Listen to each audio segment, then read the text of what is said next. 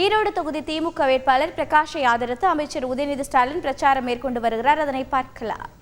India கூட்டணி ஆட்சி அமைச்சதுன்னா gas cylinder விலை 500 ரூபாய்க்கு தரேன்னு தலைவர் வாக்குறுதி கொடுத்திருக்கிறாரு. உங்களுக்கு நம்பிக்கை இருக்கா? தலைவர் கொடுப்பார், நம்பிக்கை இருக்கா? அதே மாதிரி பெட்ரோல் விலை 1 லிட்டர் பெட்ரோல் 75 ரூபாய்க்கு தரேன்னு தலைவர் வாக்குறுதி கொடுத்திருக்காரு. நம்பிக்கை இருக்கா? டீசல் விலை 1 லிட்டர் டீசல் 65 ரூபாய்க்கு தரேன்னு தலைவர் வாக்குறுதி கொடுத்திருக்காரு. நம்பிக்கை இருக்கா? அதே மாதிரி முக்கியமான ஒரு கோரிக்கை கேளுங்க. நம்முடைய நெடுஞ்சாலை, தேசிய நெடுஞ்சாலை இருக்குல்ல, நேஷனல் ஹைவேஸ் இருக்குல்ல, அங்கெல்லாம் நம்ம வந்து பார்த்துருப்போம். 10 கிலோமீட்டருக்கு ஒரு வாட்டி டோல் பூத் இருக்கு, சுங்கச்சாவடி, அங்க வசூல் பண்றாங்கல்ல. தலைவர் சொல்லிட்டாரு, இந்தியா கூட்டணி ஆட்சி அமைச்சதுன்னா தமிழ்நாட்டில் இருக்கக்கூடிய அனைத்து சுங்கச்சாவடிகளும் டோல் பூத்துகளும் அகற்றப்படும். இனிமே நாம தேசிய நெடுஞ்சாலையில பயணம் பண்ணணும்னா ஒன்றிய அரசுக்கு 1 ரூபா கூட கட்ட தேவையில்லைன்னு தலைவர் சொல்லிட்டார். இது மட்டும் இல்ல, 2021 உங்களுக்கு தெரியும் எவ்வளவு என்ன நிலைமையில நம்ம கழக ஆட்சி அமைச்சதுன்னு உங்களுக்கு தெரியும். கொரோனா பெருந்தொற்று, 2வது பேரலை. ஒன்றிய பிரதமர் மோடி ஏதாவது வந்து உங்களை பார்த்தாரா? 6 மாசம் நம்ம எல்லாம் சிறையில அடைச்ச மாதிரி வீட்டுல அடைச்சு வச்சிருந்தாரு. யாரும் வீட்டை விட்டு வெளில வரக்கூடாது, வீட்டுல பூட்டு போட்டு உள்ளே கிடங்க, எந்த வேலைக்கு போக கூடாது, எல்லாத்தையும் இழுத்து மூடுங்க, ஒருத்தர் சந்திக்க கூடாதுன்னு சொன்னாரு. ஞாபகம் இருக்கா? அதுக்கு ஏதாவது இழப்பீடு கொடுத்தாரா? அதாவது ஆறுதலாவது சொன்னாரா? ஒன்னே ஒண்ணு மட்டும் பண்ணாருமா, எல்லாரும் வந்து விளக்கு பிடிங்க சொன்னாரா இல்லையாருமா?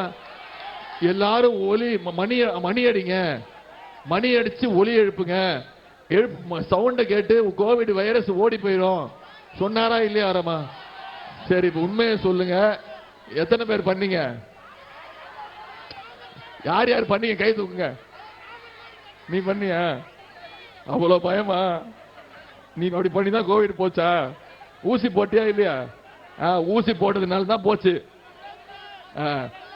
நம்ம தலைவர் என்ன பண்ணாரு? மருத்துவ விழிப்புணர்வு கொடுத்தாரு. ஊசி அவரே போட்டுக்கிட்டு, முதல் ஊசியை போட்டுட்டு கோயம்புத்தூருக்கு போய் பிபி கிட்ட போட்டுக்கிட்டு அந்த மருத்துவ வார்டு, கோவிட் நோயாளிகள் இருக்காங்கல்ல, மருத்துவ வசதி அவங்க எல்லாம் பண்ணிட்டு இருந்தாங்கல்ல, மருத்துவ உதவி, அந்த வார்டுக்குள்ள போய் ஆய்வு பண்ணாரு. அவங்களுக்கு எல்லாம் சரியான மருத்துவமனை கொடுக்கப்படுதான்னு இந்தியாவிலே ஆய்வு செஞ்ச ஒரே தைரியமான முதலமைச்சர் நம்முடைய தலைவர் அவர்கள் தான்.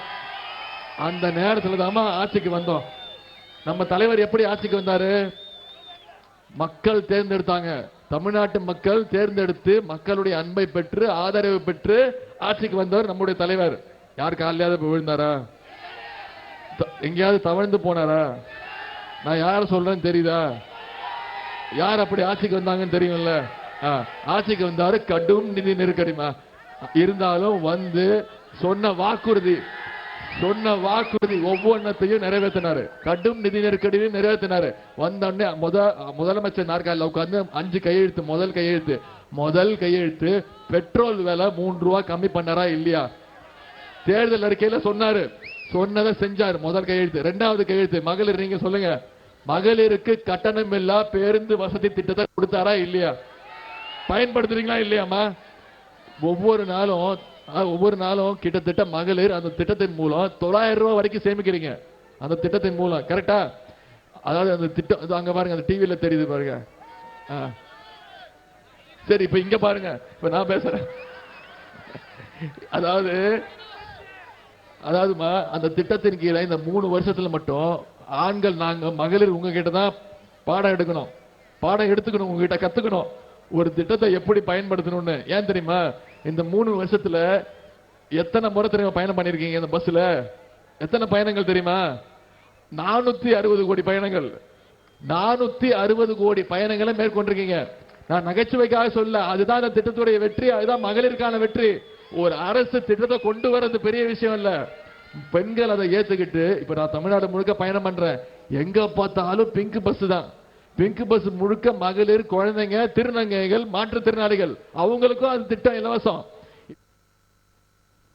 ஈரோடு தொகுதி திமுக வேட்பாளர் பிரகாஷை ஆதரித்து அமைச்சர் உதயநிதி ஸ்டாலின் பிரச்சாரம் மேற்கொண்டு வந்தார். அந்த நேரடி காட்சிகளை நாம் பார்த்தோம். நேயர்களே, செய்திகளை உடனுக்குடன் தெரிந்து கொள்ள உடனே சப்ஸ்கிரைப் பண்ணுங்க.